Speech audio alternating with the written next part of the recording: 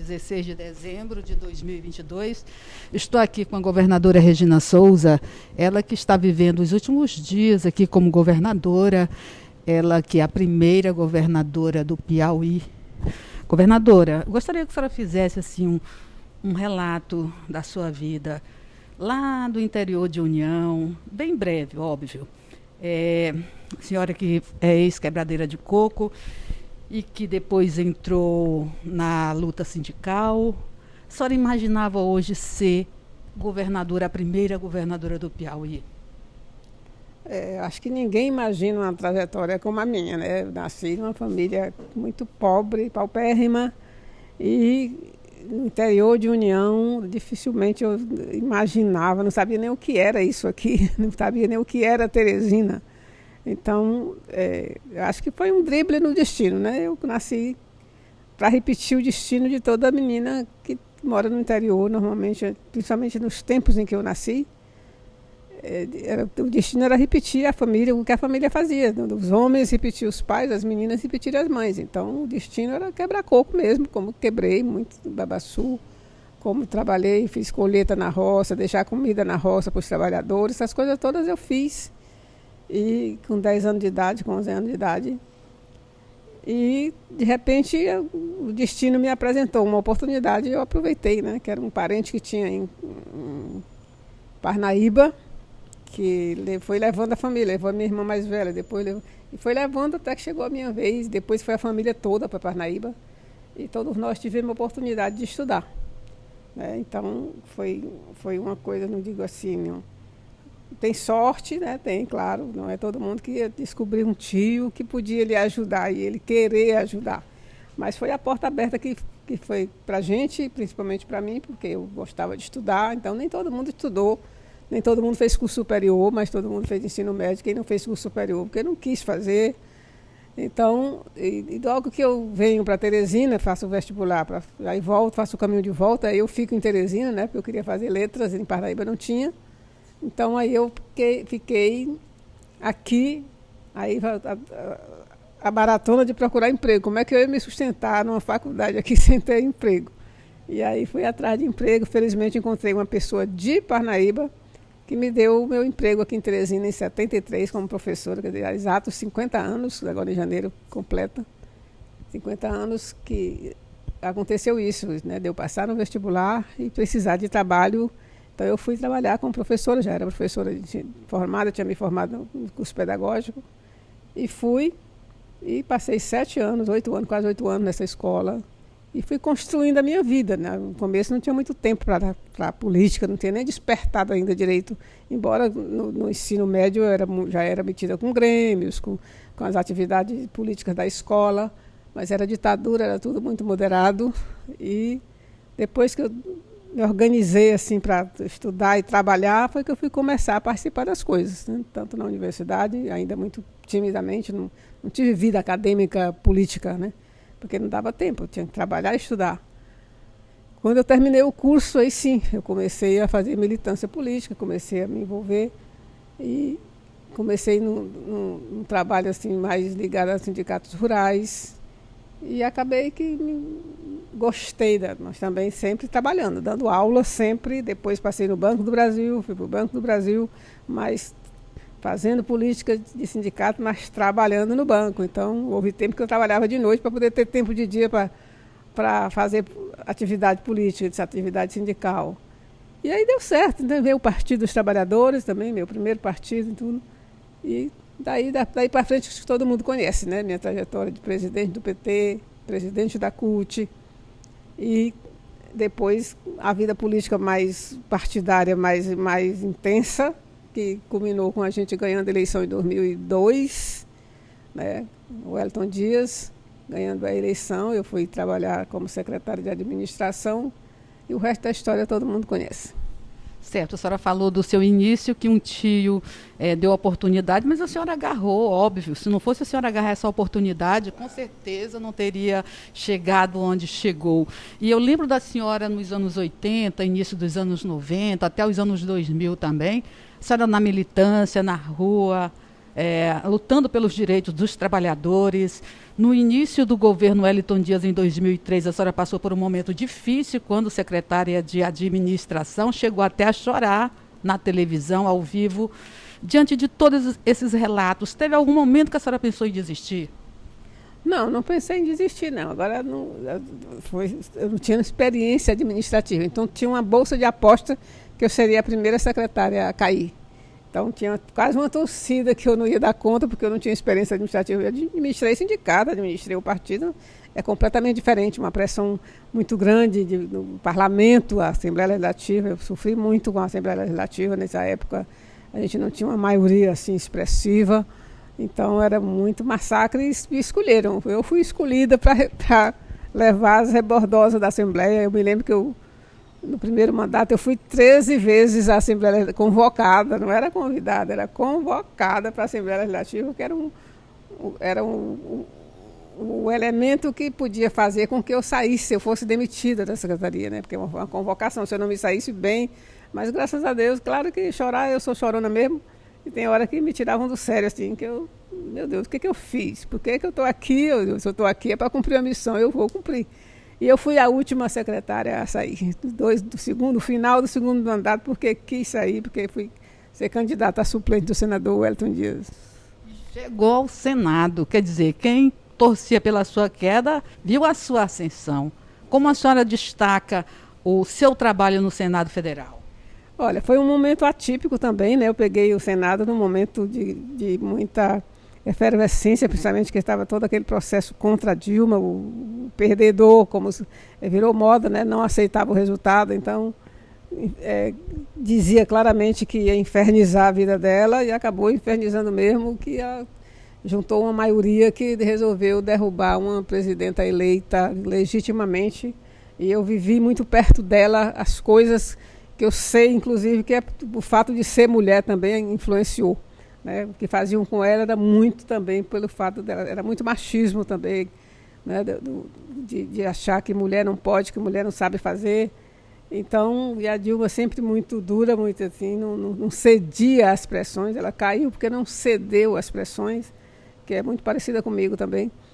Então, e eu vivi aquele momento, então foi de intensa batalha, né? Nós éramos uma bancada pequena, mas muito aguerrida, muito valente, e a gente fez muitas coisas assim que marcaram a vida naquele Senado, principalmente a bancada feminina do partido e mais algumas companheiras de outros partidos, do PCdoB, do PSB. A gente montou um grupo assim de mulheres para enfrentar aquele Senado, aquele machismo que imperava naquele lugar.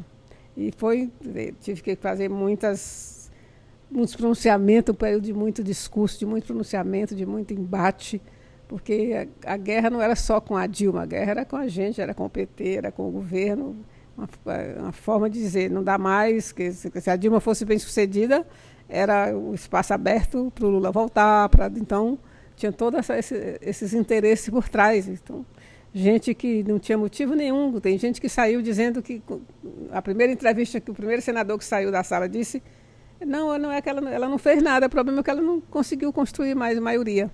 Né? Então, o problema é que ela não atendia as pessoas como as pessoas achavam que deveriam ser atendidas. Então, isso existe até hoje, né? Eu sei que ainda tem muita gente que tem o preconceito assim, da mulher estar no poder, né? Mas a gente vai vencendo. Então, o Senado foi um aprendizado para mim, porque eu tive que estudar muito, né? Porque o Senado a gente se depara com muitos assuntos que a gente nunca ouviu falar, e a gente preside comissões. Eu fui presidente, no primeiro mandato, presidente da Comissão de Direitos Humanos, uma das principais comissões que tem lá, disputadíssima, e eu fui presidente dessa comissão. Era a comissão que mais produzia, tanto isso me fez ser a terceira melhor senadora, por votação não de internet, votação de júri, né? 100 pessoas de universidade, de Ministério Público, de magistratura, jornalistas, então, porque era uma comissão que produzia muito, né? Não era só discurso, não, fazia o debate, fazia os encaminhamentos, então, foi um período que todo mundo diz, foi onde a Comissão de Direitos Humanos mais produziu, foi quando eu fui presidente da comissão. Então, isso tudo me deu muito aprendizado e me engrossou o meu couro para aguentar todas as pancadas que viessem depois.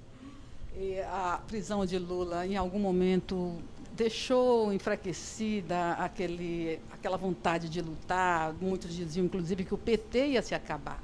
Pois é, o pessoal tem uma vontade danada que o PT se acabe, mas cada vez que ele leva uma bordoada, ele volta mais forte. Então, a prisão do Lula foi também uma prova para nós, era todo um processo que foi construído a partir da Dilma, mas que a intenção realmente era esmagar o PT. E esmagar o PT passava por esmagar o Lula. Foi uma coisa gestada nos Estados Unidos, a história está aí para contar. Né? Nós não inventamos essa história foi gravada porque as pessoas se deixaram gravar. E aí não tem como negar, né? Porque ela fala muito espontânea, mas ela foi gestada nos Estados Unidos. Tem uma frase que diz lá, tem que liquidar o líder. Né? Que a saída para a esquerda não governar de novo era liquidar o líder, e o líder era o Lula. Então, orientação lá dos Estados Unidos, e a gente acabou vencendo. Agora, é claro que baqueou. Quando o Lula foi preso, eu sofri demais. Assim, eu achei que tinha realmente acabado essa história nós por um bom tempo.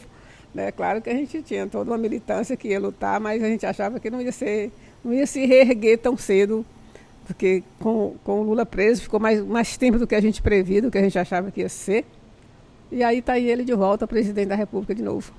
Muito bem, e aí a senhora também, nesse contexto todo, é eleita vice-governadora ao lado de Wellington Dias, companheiro de longas lutas, e a senhora chega ao governo do estado do Piauí, representante das mulheres, e com certeza é exemplo para as mulheres que lutam por direitos, mulheres que lutam por vida digna. O que é ser a Regina Souza que representa tudo isso para a mulherada? Olha, acho que toda mulher que supera, que tem um exemplo de superação, como a minha vida, é uma superação a cada dia, foi construção e superação. Não era para eu estar onde eu estou. É claro que não era meu lugar. Muita gente ainda hoje acha que aqui não é o meu lugar. Então, eu acho que quando a gente supera essas dificuldades, é exemplo para as outras mulheres. É esperança também. As outras mulheres dizem, se ela pode, eu também posso. Então, isso, as meninas olham para mim, se ela chegou, eu também posso chegar. Então, essa acho que é a maior herança que se deixa quando se chega num espaço desse por caminhada, porque não é à toa. Se eu fosse uma anônima, eu podia ter estudado, feito faculdade e ter sido uma anônima. Mas eu fui para a luta, né, por conta da minha inquietude contra as injustiças. Então, luta sindical, desde os trabalhadores rurais até bancária, fui presidente do sindicato bancário, e era sempre compreendendo que a classe trabalhadora era uma só. Então, não lutava só pelo direito dos bancários, o direito dos trabalhadores. Foi sempre essa a minha pauta. E é por isso que eu fui presidente da CUT e fui levando as coisas assim, compreendendo que a sociedade só muda-se por obra dos próprios trabalhadores, né? Os oprimidos é quem tem que mudar. Quem oprime não vai mudar. Para quê? Se eles gostam de oprimir. Então, a gente precisa, talvez, ainda muito de formação política, de conscientização das pessoas para isso. Vai mudar pelas nossas mãos. E a gente mudou muita coisa pelas nossas mãos, mas tem muita coisa ainda para fazer. Então, chegar no governo foi uma superação e foi também uma oportunidade, né? Ser vice-governadora, não falo do governo só de 9 meses de governadora. Eu passei aqui 4 anos, né, como vice e como governadora. Então, é uma construção que eu olho para trás e eu sei que fiz, poderia ter feito mais, talvez. Agora tem as circunstâncias que às vezes não permitem, não deixam. Mas o que fiz, eu sei que eu fiz para as pessoas certas. Eu disse que a minha prioridade eram os mais pobres, então eu procurei trabalhar nessa linha da pobreza, nessa linha dos mais pobres, trabalhando como vice-governadora, mas sempre envolvida com todos os assuntos.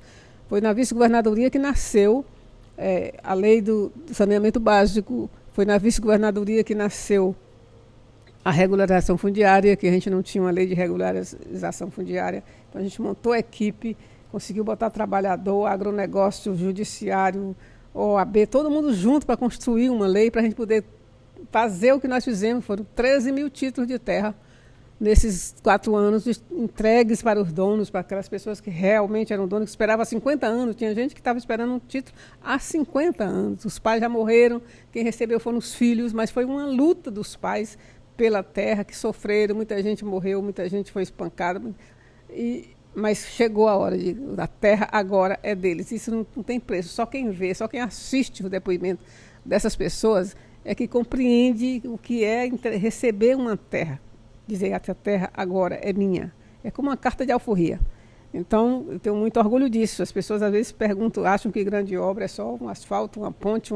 E eu acho que grande obra é aquilo que muda a vida das pessoas. E ter a terra para trabalhar, ser dona do seu pedacinho de chão, é uma grande obra.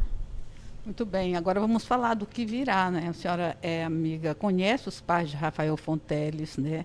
Desde muito tempo, então isso significa dizer que a senhora viu Rafael Fonteles vir ao mundo, nascer. Como é vê-lo agora como governador? É outra trajetória surpreendente, né? O Rafael, eu já vi nascer, vi bebezinho, carreguei no colo quando eu estava começando a andar, a gente ia para as passeatas e acabava pegando no colo. E um menino que eu não imaginei que ele fosse enveredar pela política, né? Porque ele, no começo, sempre um menino prodígio na matemática, ganhando prêmios de química e de matemática nesse mundo, andava pelo mundo já, um menino muito novinho ainda. E eu achava que ele ia seguir para a ciência, para alguma coisa. Depois ele enveredou para a questão da empresarial, meu lado mais empresarial. E de repente ele vira secretário de Fazenda e em pouco tempo vira o governador do estado do Piauí. Então é outro exemplo diferente da minha superação. Ele não nasceu na pobreza, mas ele fez uma trajetória, construiu e viu que ele pode chegar, que ele pode contribuir para a mudança social nesse país, nesse estado. E chegou. Então agora eu desejo que ele faça bom governo, que ele faça um governo voltado para a mudança social, que é o grande gargalho desse país, porque os pobres, aquela história, não estão no orçamento. O orçamento dos pobres já é muito pequeno, né? Porque o orçamento você divide as fatias, primeiro você tira dos poderes, depois aí o que sobra que você vai pensar que você vai fazer para as pessoas. E aí vem também os espaços, as disputas. É uma disputa, um orçamento é uma disputa permanente. E aí os pobres não sabem disputar ainda, são poucos, e por isso que sempre o orçamento para eles é menor. O Lula diz muito isso, assim, é preciso colocar o pobre no orçamento e os ricos no imposto, porque o pobre proporcionalmente paga muito mais imposto que os ricos, né? Os ricos têm um jeito de serem isentos, de terem benefício, de terem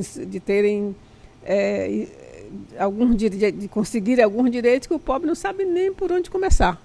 Então, a gente precisa ver isso. A gente não pode ser normal, a gente não pode ficar quieta diante do que está acontecendo, por exemplo, de novo. O Brasil de novo no mapa da fome, milhões de pessoas ainda passando fome. Então, acho que eu tenho muita esperança que nesses 4 anos a gente deu uma guinada, porque a gente já saiu uma vez do mapa da fome, no final do governo Lula para o governo Dilma, a gente estava fora do mapa da fome.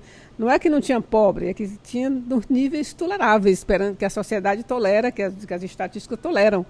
Agora não, é de novo uma multidão precisando, pedindo cesta. Cesta não pode ser política pública, carro-pipa não pode ser política pública. A gente tem que perseguir essas coisas. Diminuiu bastante a questão do carro-pipa, mas ainda temos muita dependência. E o ideal, o sossego da gente virá quando a gente sentir que as pessoas têm água para beber, tem comida para comer e tem casa para morar. Eu acho que essas 3 coisas é que dá a dignidade da pessoa humana. E é possível desde que outras pessoas peçam menos, se contentem mais com o que já tem, para poder a gente dar para outros. Assim. O Nazareno tem uma frase que ele gostava de dizer, que eu acho muito bonita. Ele dizia assim, quando ele era deputado federal, ele dizia: é preciso que os ricos vivam mais simplesmente para que os pobres possam simplesmente viver. Eu acho essa frase fantástica. Não é que a gente vai tirar nada dos ricos, como o pessoal espalha. Tem um maluco aí na rua dizendo que vai tomar casa, que vai tomar terra. Nós já governamos 12, 13 anos esse país e não aconteceu nada disso. Pelo contrário, melhorou a vida das pessoas. A gente distribuiu renda, a gente dividiu melhor o bolo. A gente só quer dividir melhor o bolo. Mas ninguém quer tomar nada de ninguém. Ninguém não passa pela cabeça, mas tem uns malucos aí disseminando isso. Né? Porque realmente se as pessoas se contentarem um pouco mais com o que tem, que já estão vivendo bem, que podem andar com suas próprias pernas, não precisam mais do governo. Quem precisa mais do governo são os pobres. Eles não sabem o caminho de se emancipar economicamente. É o governo que tem que mostrar o caminho. Ou então vai continuar dando só cesta básica. Quer dizer, isso, cesta básica não mata nem a fome, porque recebe uma cesta, dura uma semana, na outra semana ele está com fome de novo. Ensinar o caminho, fazer projetos, e é o que a gente tem feito. Eu acho que a gente deu grandes passos nessa gestão agora, desses 4 anos, na questão da agricultura familiar, Se tem alguém que está vivendo com segurança alimentar, é onde a gente implantou esses projetos financiados, inclusive, pelo FIDA, e que deu muito certo, que as pessoas estão vivendo bem, se alimentando bem, com qualidade, sabendo o que estão plantando, o que estão comendo e vendendo excedente. Ou então, se é uma coisa que dá certo, a gente só tem que espalhar isso, né? Para que as pessoas não fiquem pedindo na fila da cesta básica, porque cesta básica tem que ser uma emergência, não pode ser política pública. Agora a senhora vai para a SASC, né? A Secretaria de Assistência Social e Direitos Humanos, durante os 4 anos. O que a senhora pretende implementar? O que a senhora pretende dar seguimento? Como deve ser o seu trabalho lá? Olha, a SASC é um desafio, porque a SASC não trabalha só a questão da pobreza em si, mas ela tem todo um desafio de criança e adolescente em conflito com a lei. Tem crianças, a gente tem abrigos aí com crianças pequenas que em busca de adoção, que nem deveria mais ser o papel do Estado, era mais dos municípios, mas como já é uma coisa que vem de muito tempo, o Estado continua cuidando disso. Temos os meninos em conflito com a lei, adolescentes, né? Então, esse é um desafio muito grande, que eu sei que eu vou enfrentar, mas tentar. E, além disso, tentar exatamente fazer isso, fazer com que as pessoas produzam o seu alimento. Claro, não é a SASC que vai fazer, mas é a SASC fazendo o trabalho integrado com outras secretarias. A agricultura familiar é uma delas, não dá para fazer nada sem a Secretaria de Agricultura Familiar, porque a maior parte das pessoas mais pobres estão no campo. Então, esse pessoal precisa de atenção e a gente sabe fazer, porque já tem uma experiência fantástica aí dos projetos de quintais produtivos, projeto com energia solar. Então, são projetos que estão dando certo. Se deu certo, a gente tem que multiplicar. E a gente já está com apoios, assim, a gente já buscou apoio, já aprovamos créditos. Nós temos o Banco Mundial, que vai ajudar tanto a SASC, como a agricultura familiar, como a saúde, um projeto feito da minha gestão, que a gente discutiu com o Banco Mundial, que eles concordaram, já aprovaram lá na direção do banco, falta só passar aqui no Senado, quando o Senado tomar posse. Então, a gente vai ter algum recurso para fazer a política que a gente acha que tem que ser feita, né? De inclusão social das pessoas, não só da caridade, né? O Estado não pode ser o Estado caridoso, ele tem que ser o Estado que promove as pessoas. Então, eu digo sempre assim, que eu vou continuar na minha obsessão, em onde quer que eu esteja. Eu não sei quanto tempo eu vou ficar, se eu vou ficar 4 anos, Deus é quem sabe. Mas, assim, onde eu estiver, vou estar sempre procurando distribuir os pães de acordo com a fome dos filhos do padeiro. Eu já disse essa frase hoje, com a licença do poeta, que não é minha essa frase, mas é assim, é isso, acho que é um exemplo de justiça. O poema, inclusive, se chama Justiça. Né? O exemplo assim, o padeiro produz o pão e o filho não come o pão. Isso é injusto. Né? Então, é de acordo com a fome do filho do padeiro que a gente quer fazer a distribuição. E é isso que eu vou perseguir. Ok, obrigada então. Eu agradeço demais a governadora Regina Souza. Quero dizer que a senhora também é exemplo de vida para mim, eu que sou sua conterrânea, e que também, muitos não sabem, mas também tive uma vida, não cheguei a ser governadora não, mas venci. Na lista, então, quer dizer, sempre a gente não vai todo mundo ser governadora, mas cada uma tem que lutar, cada mulher tem que lutar para chegar em algum lugar, inclusive para ocupar os espaços também, que são, senão os espaços públicos foram pensados para os homens, e a gente está aí tentando cavar o nosso espaço, não é tomar de ninguém, é dividir melhor, porque se a gente é metade da população, a gente tem que estar lá na metade dos espaços públicos, né? Porque não é o espaço privado só da mulher, todo tem que ser dividido, o homem também é bem-vindo no espaço privado. Obrigada, governadora. Boa sorte a Regina Souza, Maria Regina Souza, de Divinópolis, União, Piauí, bem pertinho da minha Davi Caldas.